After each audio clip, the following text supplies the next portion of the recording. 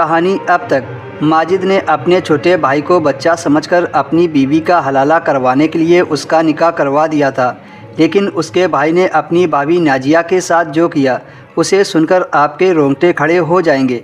नाजिया ने अपने पति माजिद को सब सच सच बता दिया था। माजिद ने कहा कि मैं अपने भाई की जान ले लूँगा। नाजिया ने गुस्से में कहा, उसकी जान क्यों लेते हो, अपने आप की जान ले लो और उससे पहले मुझे मार डालो, क्योंकि यह सब तुम्हारी वजह से हुआ है। ना तुम मुझे 3 बार तलाक बोलते और ना ही मेरे साथ ये सब होता। माजिद भी बेबस हो गया था। उसने कहा कि बस अब बहुत हो गया, मैं अपने भाई से कहता हूँ कि वह तुम्हें अभी तलाक दे दे। पर नाजिया के देवर ने नाजिया को तलाक देने से इनकार कर दिया। माजिद अपने भाई को मारने के लिए आगे बढ़ा तो उसने भी मारने की कोशिश की। तभी माजिद की माँ वहाँ पर आ गई और अपने दोनों बेटों को लड़ता देखकर हैरान रह गई। यह बात माजिद की माँ को पता चल गई थी। फिर घर के सभी लोगों में यह बात फैल गई। सभी लोग इस तरह की बात सुनकर हैरान रह गए कि माजिद ने अपनी बीवी का निकाह अपने छोटे भाई से हलाला करवाने के लिए किया था।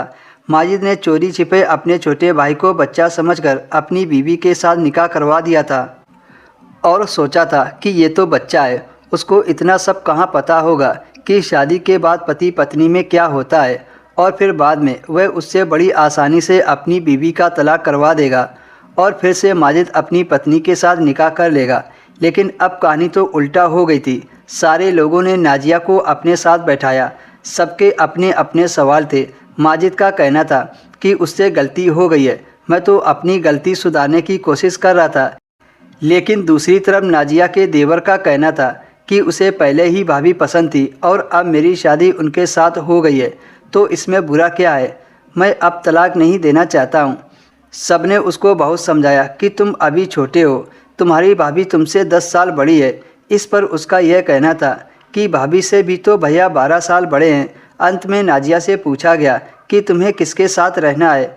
नाजिया ने कहा, मुझे दोनों से छुटकारा दिलवा दीजिए, अब मैं अपने तरीके से जीना चाहती हूँ। सबने मिलकर नाजिया के देवर को समझाया कि जब तुमने तलाक देने का वादा किया था तो तुम अब पीछे क्यों हट रहे हो।